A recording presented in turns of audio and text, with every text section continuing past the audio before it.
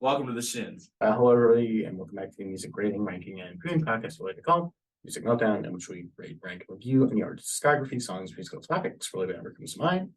You may have realized something's a little off this time. It's not. Oh, that's such a cliche way to start an episode. It's not Zoom. Something's a little off, isn't it? It's not Zoom. I can really hit.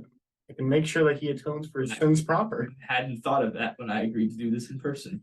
You did not, and that was your loss. But anyways, tackling a bit of a indie pop greatness, an act that both he and I are rather fond of. Very fun. You like them a little bit. Enough. And something like that. It's going to be the Shins. The Shins. They are 5 studio records. How do you know the Shins, Brian?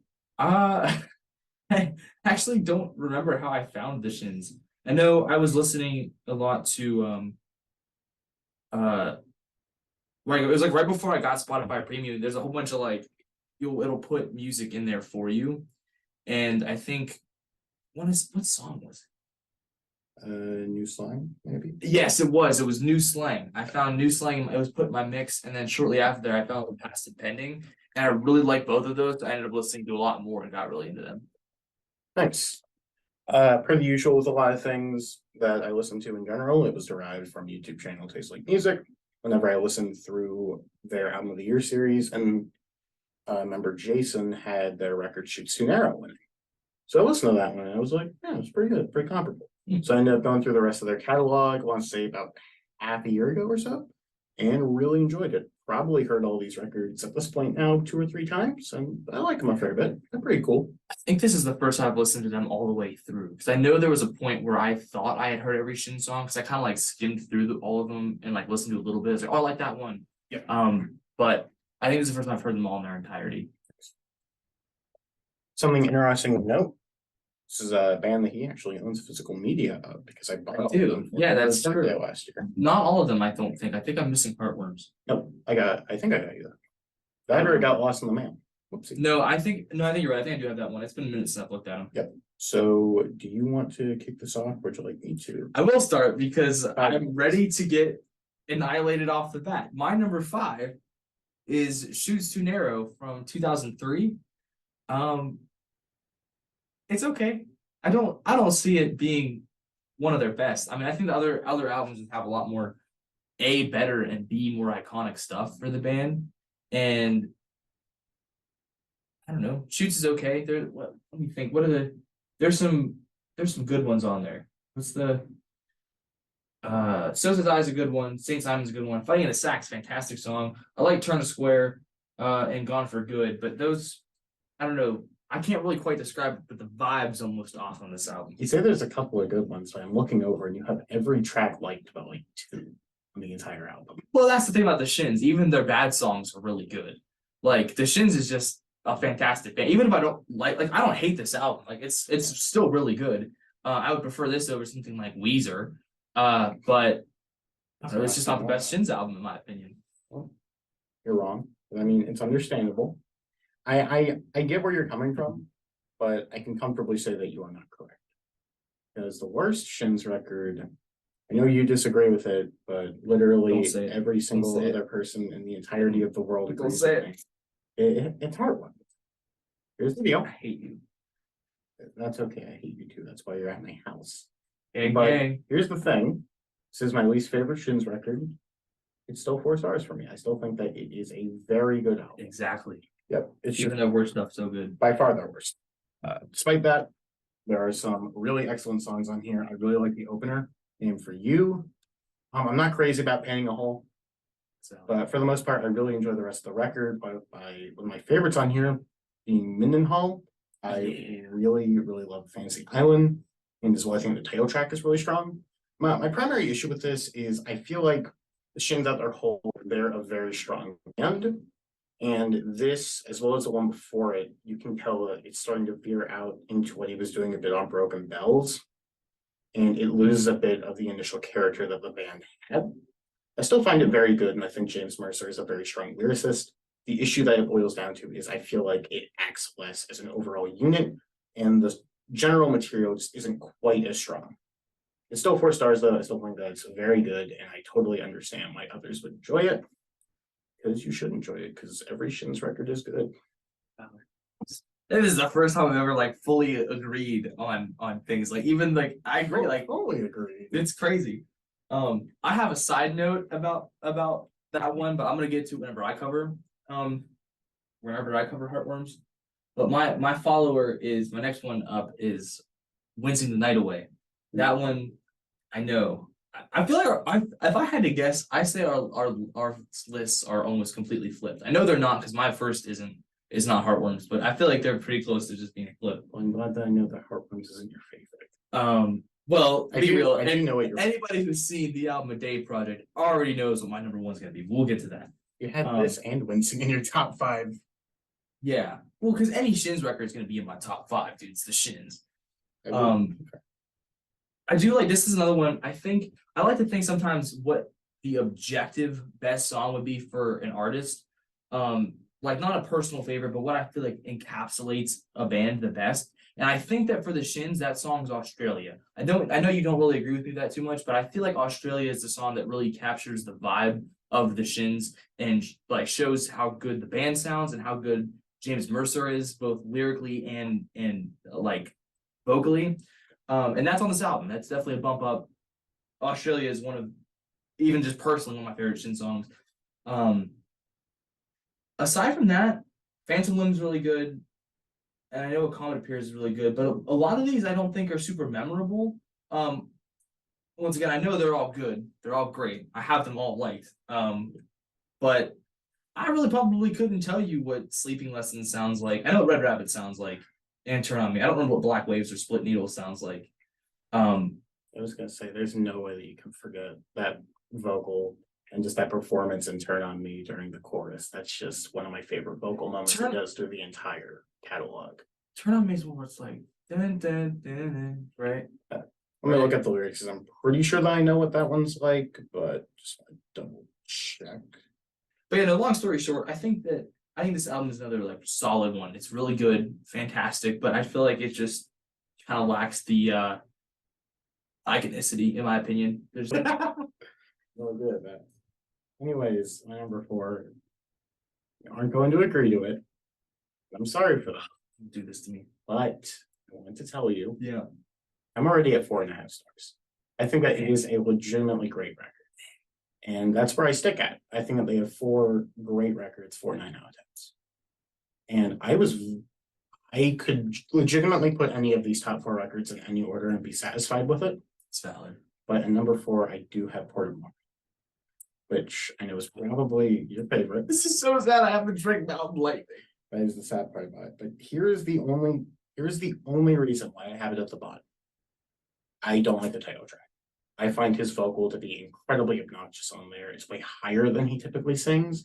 And I feel like it's far more akin to what he was doing on the Broken Bell self-titled, which you and I both agree is one of his peak works. And past that, legitimately could be mine. Because I think every other song on here is incredibly strong. The Rifle Spiral is a great opener. I love Simple Song. I think that's one of his best melodies that he's ever written.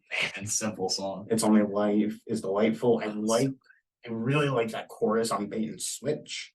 And I think that there's some really cool synth moments found on this record, which I started to experiment with a bit more on Wincing the Night Away. And I think that they do it better here.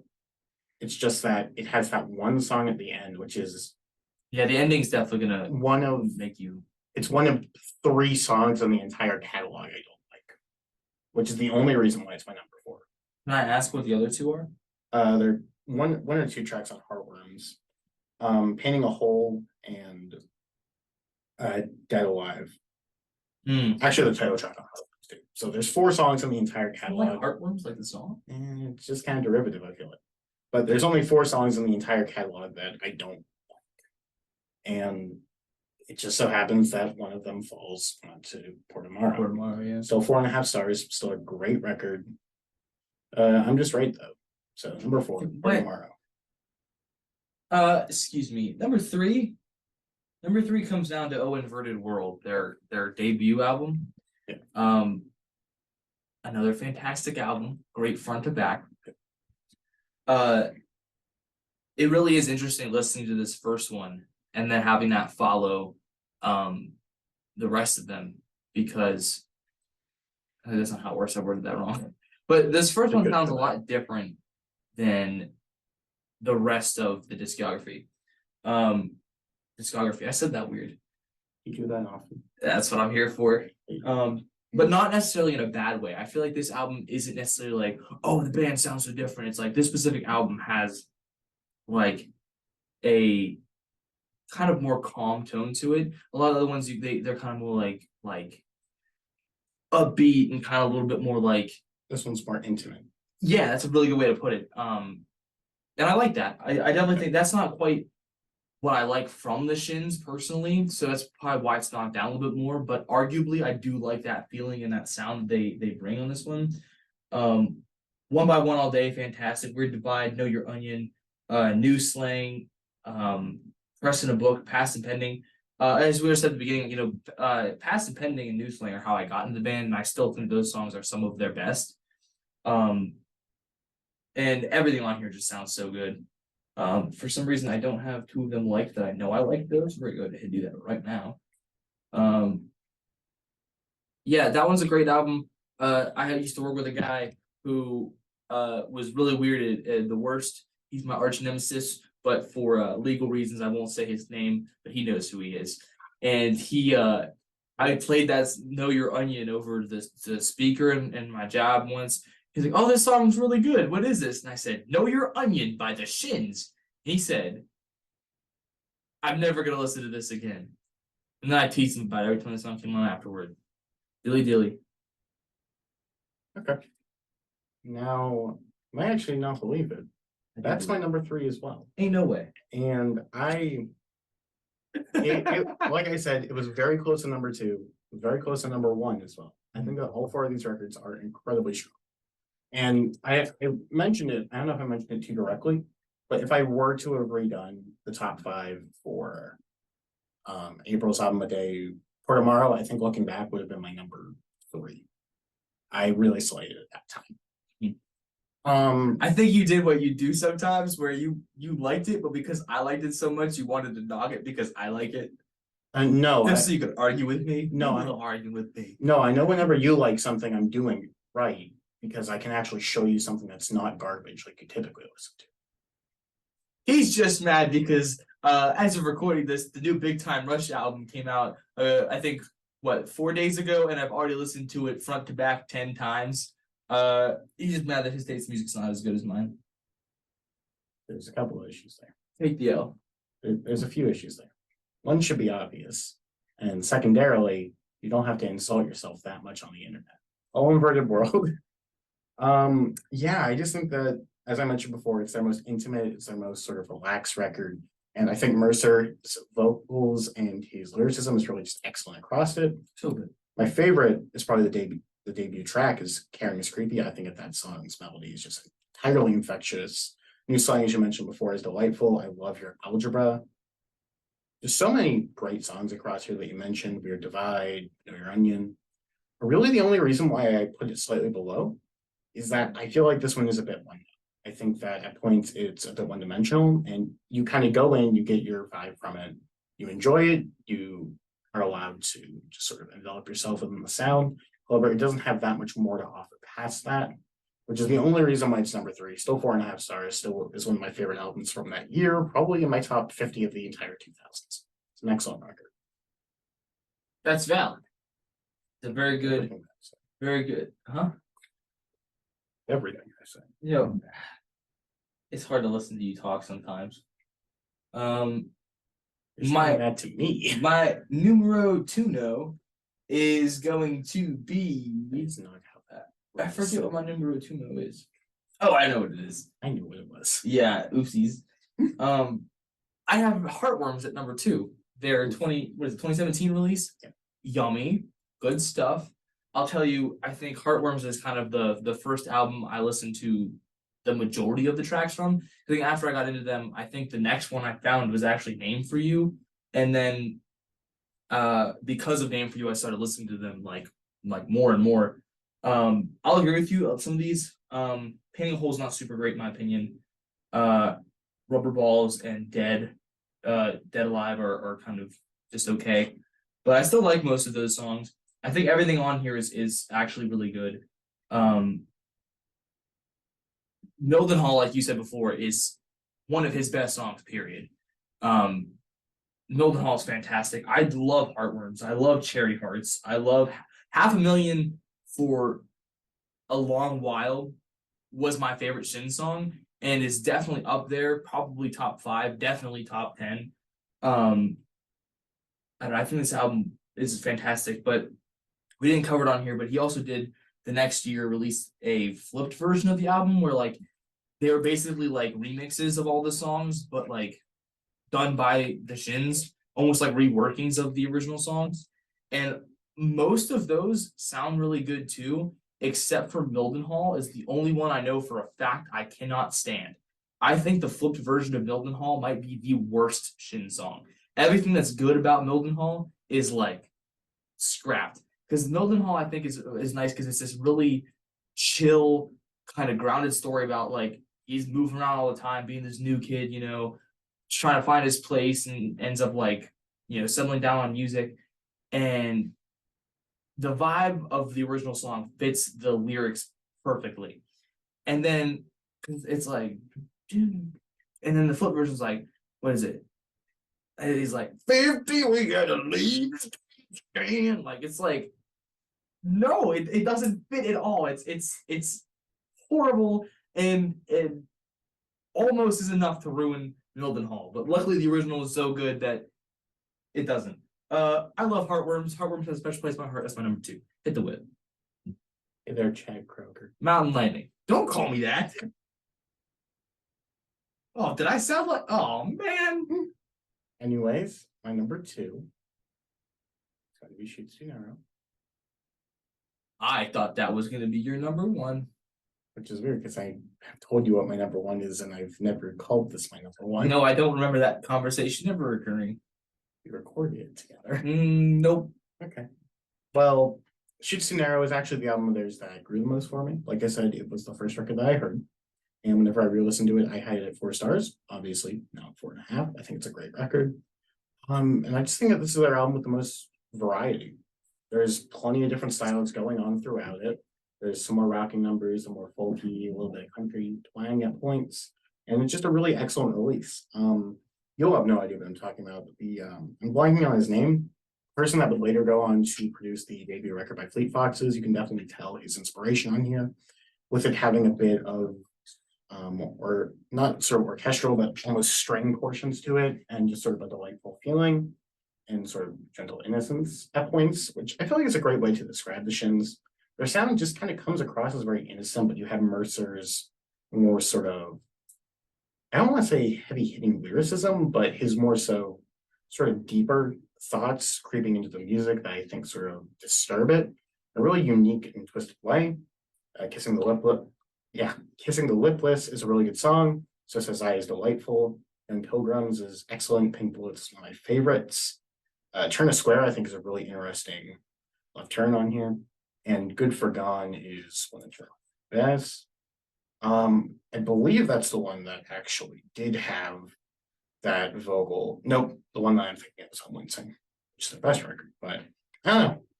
I just really think that this is a very strong record. It's an incredibly fun release, and I could listen to it front to back over and over again. Because the best thing about these early Shins records is none of them are, well, the first 2, none of them are over 35 minutes. Very short, very sweet, to the point. That's what makes them great. Number 2, Chutes Too Narrow. Well, that's a good point you raised, but I'll tell you that the number one best Shins record is actually this little fella, this homie. His name is Port of Morrow. And Port of Morrow is one of the best albums ever, in my opinion. Rifle Spiral, great song, great way to kick off the album. Simple Song is one of the most infectious songs I've ever heard. I can't help but sing it when it comes on. It's so good. It's Only Life, it's here. It is. It's Only Life. It's only natural. Bait and Switch is a fun song. I think the first song I ever heard off of Port of Morrow, actually. And I would definitely say it's Shrunk on you. It's Yeah. lessened. I don't enjoy it as much as I used to, I would say, but it's still a really, really good song. September. Mm, September is a fantastic song. No Way Down. I gotta say it again. No Way Down is the song that plays in the first Amazing Spider-Man movie whenever we're introduced to Peter Parker, Andrew Garfield's Peter Parker. Uh, I love Spider-Man, so that song automatically holds a special place in my heart because holy smokes, one of the best bands, one of the best fictional characters of all time, together, holy smokes. For a Fool is a great song. I don't really actually remember that one that well. Fall of 82 is one of the best Shin songs. Love that one. That one hits really close to home. 40 Mark Stress, he's a great. I like the part where he goes, are you gonna let these American boys put another dent in your heart? Like, the way he says it right like that. And Port of Morrow, I would also say is another. It's kind of a forgettable ending. I get what you're saying about it not being. I wouldn't say it's bad, but I also get it not being one of their best for sure. It's definitely one of the weaker ones on the album, but Port of Morrow by the Shins is top tier. Thank you very much. That's all right. It's pretty good. I like Yeah. it. Yeah. So number one Mhm. for me Mhm. is going to be Wincing the Night Away, Holy smokes. as I have alluded to in the past, and I've been correct about in the past. So go me for maintaining my opinion. Anyways, 4.5 stars. It's a great record, one of my favorites of 2007. And yeah, I think it's their best crop of songs with a bit of the experimentation that they were trying on Chutes Too Narrow, incorporate the synth works that would be done on Morrow, and it just works in a really great way. Sleeping Lessons is a great opener, really showcases to you what the sound of the record will be. As you mentioned before, Australia, I didn't quite get it as being one of their best songs previously, as you have. I still think it's great. I still really enjoy it, and it grew on me more with this listen. What many people would consider the classic from this album, though, is Phantom Limb. I believe this is one of their songs that maybe got a little bit of crossover appeal into actual popular music and popular listening. And yeah, I thought that was the case with Australia. I don't know if that's the case with Phantom. I can comfortably tell you I'm right. So I don't know that for sure. It's just a yeah. I think I heard something about it, and yeah, you can tell why. It's got a great hook to it, great chorus. It's really catchy and really memorable. Sea Legs is delightful. I love Red Rabbits. And the song that I've been alluding to this whole time that I couldn't remember what record it was on is Turn On Me, where I just absolutely love when he spells out the word you in the chorus there. it's like YOU. Yeah, and that's one of my favorite just vocal moments that he does, because I don't think he's an incredible singer, but he utilizes his voice in a very excellent way and really incorporates it into the music delightfully. Admittedly, the later songs aren't as strong as the earlier stuff on here, and in some ways could be slightly front-loaded. However, I just love the sound of the record. I think that it's still a good crap of material. Across the board, it's a really enjoyable listen. So my number one is going to be Sing Night Away by the Shins. Hit the whip. Once again, I'll leave that one. I'm not Chad Kroger. Okay. That was the Shins. Thanks for watching, Chelsea. Okay. Guess that's how this ends. We love the Shins. Recommended highly. Everyone should listen to the Shins. I feel like they dip around so much. There's something for a little bit of everybody here. Don't listen to Mildenhall Flipped. Don't do that. If you want to like the Shins, don't listen to Mildenhall Flipped. Listen to the original Mildenhall. Great song. Top notch. One of their best. Don't listen to Mildenhall Flipped. Okay. Have you ever heard Mildenhall Flipped? Don't listen to it. You'll be so mad. Thanks for watching, Chelsea. I hope that you enjoyed this and you had a good time. I'm not going to enjoy editing this because of this hooligan over here, but it's okay. That being said, I hope that you continue to watch. Say your opinions on the Shins below.